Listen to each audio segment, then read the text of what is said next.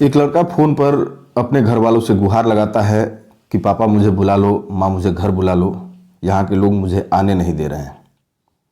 और माँ बाप भी ये गुहार सुनकर लड़के को घर बुलाने के लिए अपना सब कुछ न्यौछावर करने को तैयार हो जाते हैं। यहाँ तक कि लड़के को घर आने के लिए जिस पैसे की जो मांग हुई थी उसको पूरा करने के लिए अपना खेती बाड़ी तक भी बेचने को तैयार हो जाते हैं। दरअसल हुआ कुछ यूँ कि उत्तर प्रदेश के अमेठी में एक गांव है। उस गांव में एक युवक अपने एक सहयोगी के साथ आता है, जोगी के भेष में आता है। और उस गांव के जो घर होते हैं, जो उस गांव के जो निवासी होते हैं, उनके यहाँ वो दरवाजे पे जाता है और बड़ी ही मार्मिक गीत सुनाता है और वो गीत गा गा करके भिक्षा की मांग करता है। गांव के ही किसी व्यक्ति को उसका चेहरा उसी गांव के एक परिवार के गुम हुए लड़के से मिलता जुलता समझ में आता है और वो व्यक्ति उस परिवार के लोगों को सूचना देता है। और उस परिवार के लोग भागे दौड़े उस लड़के के पास आते हैं और उनको भी लगता है कि ये उन्हीं का लड़का है जो आज जोगी के भेष में 22 साल बाद लौट करके घर आया है। वो जोगी भी उस परिवार के लोगों को अपने पूरे विश्वास में ले लेता है और उनसे बताता है कि मैं वही लड़का हूँ जो आपके घर से 22 साल पहले गायब हुआ था। मैं जोगी बन गया था और आज अपनी जोगी परंपरा को निभाने के लिए माँ के हाथों से भिक्षा की जो ज़रूरत होती है उसी को लेने के लिए गाँव में आया हूँ। ये सुनने के बाद घर वाले चित्कार मार के रोने लगते हैं, उस लड़के को जाने से रोकने का पूरा प्रयास करने लगते हैं, लेकिन लड़का रुकता नहीं है, अपने मठ में जाने की जिद पे अड़ा रहता है। लेकिन घर वाले पूरा प्रयास करते हैं कि ये न जाए, लेकिन फिर भी लड़के के जिद के आगे परिवार वाले झुकते हैं और उसे जाने देते हैं। लेकिन जाते वक्त जो लड़के का जो पिता है वो एक सेलफोन उसको खरीद करके देता है कि ताकि ये जहाँ भी रहे संपर्क में बना रहे।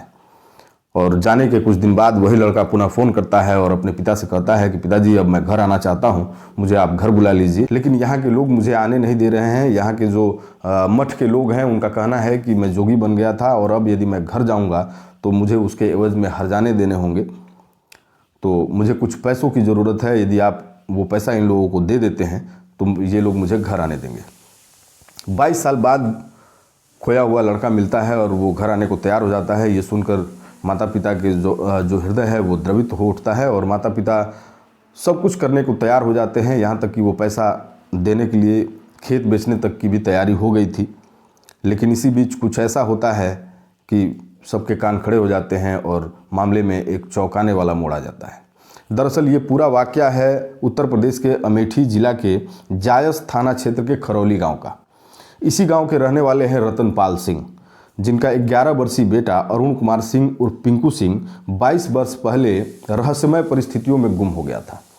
काफ़ी खोजबीन के बाद भी अरुण सिंह का कुछ पता नहीं चला। घर वालों ने जितना संभव था उतना खोजबीन किया, लेकिन कहीं से भी कुछ सुराग हाथ नहीं लगा। अंत में हार थक कर घर वालों ने संतोष कर लिया कि शायद अब हमारा लड़का हमें नहीं मिलेगा और वो उसके गम को भुलाकर अपने आगे के जीवन को जीने लगे। लेकिन अचानक एक दिन चमत्कार होता है और 27 जनवरी 2024 को इसी खरौली गांव में एक युवक जोगी के भेष में अपने एक सहयोगी के साथ आता है और गांव के दरवाजे पे जा जाकर बड़ी मार्मिक गीत सुनाकर भिक्षा की मांग करने लगता है। इसी दौरान भिक्षा मांगने के बीच में गांव के ही किसी व्यक्ति को उसका जो चेहरा है वो रतनपाल सिंह के खोए हुए लड़के अरुण कुमार सिंह से मिलता जुलता हुआ समझ में आता है। वो व्यक्ति रतनपाल सिंह को खबर करता है कि एक लड़का गांव में आया है जिसका चेहरा आपके लड़के से मिलता जुलता हुआ नज़र आ रहा है। रतनपाल सिंह के कानों तक जब ये बात जाती है तो उनके खुशी का ठिकाना नहीं रहता है। उनके आगे उनके नज़रों के सामने उनके लड़के का चेहरा दौड़ने लगता है। उनकी जो ममता है वो जग जाती है। वो अपनी पत्नी को भी ये बात बताते हैं और जब पत्नी के कानों तक ये बात जाती है तो घर में एक खुशी का माहौल हो जाता है और घर वाले भागे दौड़े उस लड़के के पास आते हैं और आकर के उस लड़के को देखते हैं और वो भी पहचान करते हैं कि हाँ ये मेरा ही लड़का है, ये अरुण कुमार सिंह उर्फ पिंकू ही है। और वो भी इस बात को बताता है कि मैं 22 साल पहले इस गांव को छोड़ करके गया था, आज मैं जोगी के भेष में लौटा हूं चूँकि मैं जोगी बन गया हूं। और जोगियों की एक अनोखी परंपरा होती है कि जब तक अपने माँ के हाथ से भिक्षा नहीं लेंगे उनका वो जो योग जो उनकी परंपरा है वो पूर्ण नहीं होती है। और वही भिक्षा लेने के लिए मैं आया हूँ। माँ और घर वालों को जब ये बात पता चलती है तो उनका रो रो कर बुरा हाल हो जाता है। घर परिवार के जो सदस्य होते हैं वो रोने गाने लगते हैं और उसको बहुत मनाने का कोशिश करते हैं कि तुम अपने मठ में मत जाओ, तुम घर रहो। लेकिन लड़का अपनी जिद पे अड़ा रहता है, कहता है कि नहीं, मैं जोगियों की जो परंपरा होती है उसके प्रति मैं कटिबद्ध हूँ, मैं विवश हूँ, मैं घर नहीं रह सकता हूँ, मुझे जाना ही होगा। लेकिन फिर भी घर वाले तो घर वाले हैं। माँ की ममता, पिता का प्यार उस लड़के को रोकने के लिए बार बार मजबूर कर रहा था और ये लोग भरपूर प्रयास भी कर रहे थे, लेकिन वो अपने जिद पे अड़ा रहा। वो यही कहता रहा कि मुझे तो जाना ही होगा, माँ मुझे भिक्षा दे दो, तुम भिक्षा दे दोगी तो मेरा जो परंपरा है वो पूर्ण हो जाएगी और मैं अपने मठ को लौट जाऊंगा। लाख कोशिशों और प्रयास के बाद जब वो नहीं मानता है तो घर वाले उसे जाने देते हैं। लेकिन जो रतनपाल सिंह होते हैं, जिसको ये अपना पिता बताता है, वो इस लड़के को एक फ़ोन खरीद करके देते हैं ताकि ये जहाँ भी रहे ये संपर्क में बना रहे। ये लड़का फ़ोन लेता है और गांव वाले भी इसे जब ये जाने लगता है तो बहुत सारा सामान, बहुत सारे अनाज इसको देते हैं और ये सब कुछ लेकर के वहाँ से निकलता है। और कुछ दिन बाद ये फिर फ़ोन करता है अपने पिता यानी कि रतनपाल सिंह को और उनसे गुहार लगाता है कि पिताजी, मेरा मन अब बदल गया है, मैं अब घर आना चाहता हूँ, मुझे आप घर बुला लो।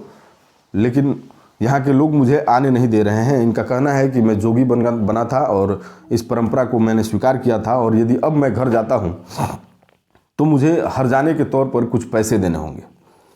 ये बात जब पिता सुनते हैं तो उनको बड़ा आश्चर्य होता है कि लड़का 22 साल बाद मिला लेकिन घर नहीं आ पा रहा है।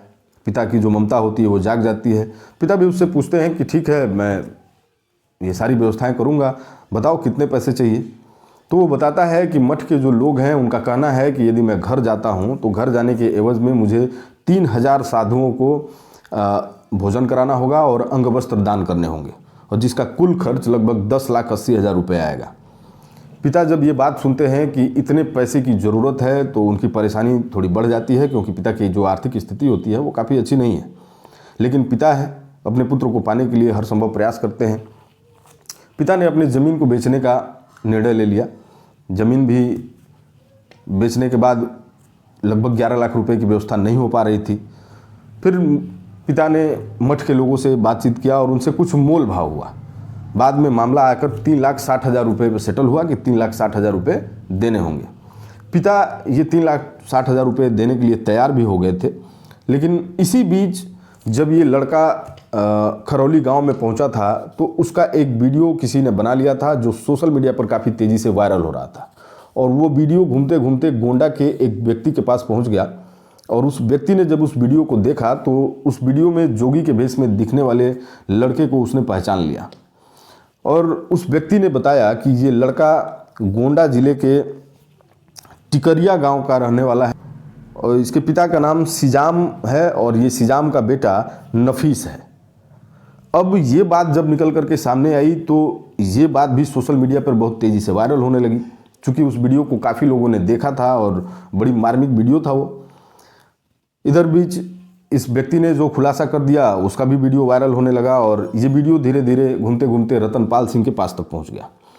रतनपाल सिंह ने जब इस वीडियो को देखा तो उनके होश उड़ गए। वो सोचने पे मजबूर हो गए कि आखिर ये व्यक्ति है कौन। अभी तक तो ये मुझे अपना पिता बता रहा था, लेकिन ये बात जो निकल करके सामने आ रही है कि ये गोंडा के टिकरिया गांव के सिजाम का बेटा नफीस है, ये उनके समझ से परे की बात थी। अब रतनपाल सिंह उलझन में पड़ गए थे कि आखिर वो करे तो क्या करें।